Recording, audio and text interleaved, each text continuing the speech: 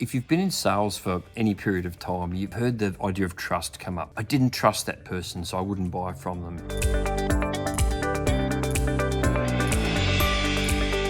There was something about her I really liked. She seemed trustworthy. He was very trustworthy. And we get told if we can build a relationship of trust with the person that we're working with, our client or prospect, our chances of making a successful sale increase. Of course, that makes sense. But would you love to know how to unlock that level of trust? Well, in my opinion, a lot of it's to do with really clever storytelling. Storytelling in a sales motion absolutely can build trust if we do it well and if we do it right. So I thought I'd share 3 things with you that I've found worked very well for myself, but also for many, many clients that I've worked with over a period of time as well. Number 1, build rapport, build connection. Stories can do that really well. If you have a good story, again, it must be true, it must be real. We always operate with integrity. But if you have that, then you can build a bond with the person that you're dealing with. The key is to find something that would build a bond. There's no point telling a story about something irrelevant. So that's where your research and knowledge of your client or prospect is critical. But a real story can definitely build credibility and connection between you and them. The second thing that I think is very, very useful when it comes to storytelling is we can engage emotionally with people. We tend to operate a lot with our heart, more than we think, even in the world of business. And a well-told story will bring emotions to the surface that just telling data won't. Think about, let's say we're selling a car and we're talking about miles per gallon, right? Now, that's an important data point. There's not a lot of emotion attached to it. But if I'm able to tell a story about how that extra mileage per gallon saved someone from having to walk 5 miles back to a gas station to refill the car and put them in a dangerous position, well, all of a sudden there's a potential emotional element that we can build up in the story. Again, the story must be true, but these sort of things do create an attachment that just saying this car gets X number of miles per gallon simply would not if we were just describing data and facts and that sort of thing. Here's the third way in which I think stories are so great when it comes to building trust in a sales motion, and that is it's a proof point. So let me use my miles per gallon example again.